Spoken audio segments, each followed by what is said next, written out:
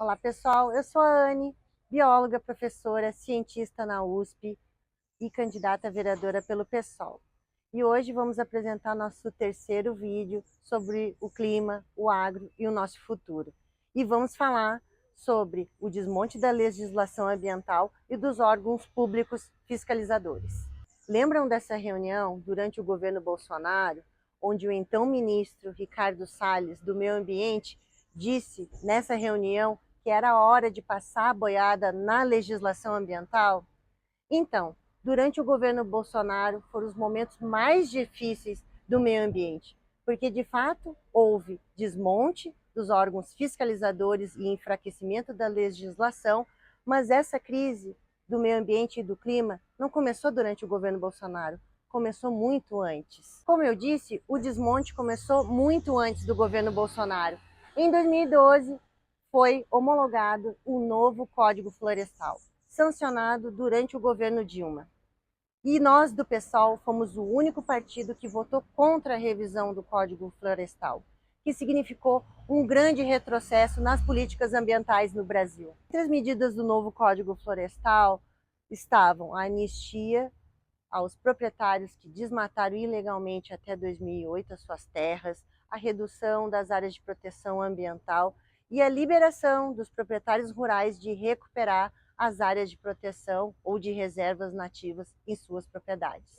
A consequência de tudo isso é que no mesmo ano, em 2012, o desmatamento do Brasil voltou a crescer e esse número só aumentou até 2022. Tá certo que a política ambiental no Brasil, até o golpe da presidenta Dilma, não andavam muito bem, mas é verdade que após o golpe contra Dilma, as políticas ambientais no Brasil se aceleraram e acabaram destruindo os nossos biomas e a nossa biodiversidade. E durante o governo Bolsonaro, o Bolsonaro escolheu o meio ambiente como seu maior inimigo, aliás, um dos seus maiores inimigos, e passou a boiada com inúmeros decretos e leis que favoreceram o agronegócio e os mineradores.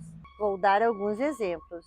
Só no governo Bolsonaro, ele liberou cerca de 474 agrotóxicos que foram direto para a mesa do povo brasileiro. Ele bateu o recorde de liberação de agrotóxicos que, inclusive, não são liberados em muitos países. Mas não foi só isso. Bolsonaro também bateu um outro recorde. Nos 2 primeiros anos, ele liberou mais de 34 decretos contra o meio ambiente. Além disso, Bolsonaro flexibilizou as leis ambientais e também perseguiu servidores do meio ambiente.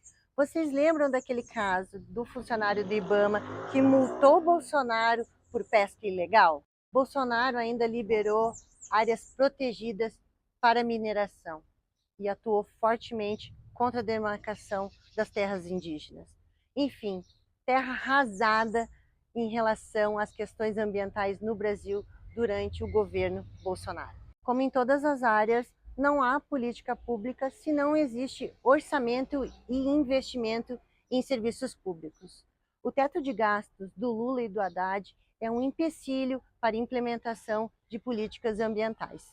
Esse ano, os servidores do IBAMA e do ICMBio entraram em greve por recomposição salarial, reestruturação nas carreiras e contratação de novos servidores. Segundo os sindicatos desses órgãos, é necessário contratar 4.000 novos servidores para a fiscalização ambiental.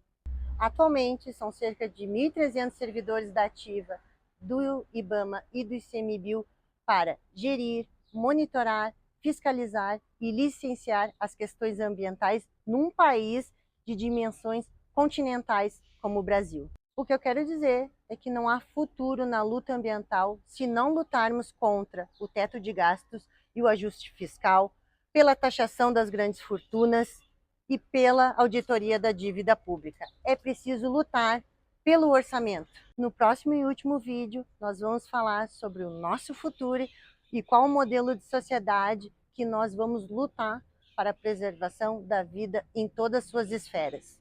E no dia 6 de outubro, vote numa defensora do meio ambiente, vote numa servidora pública, vote Anne 50180.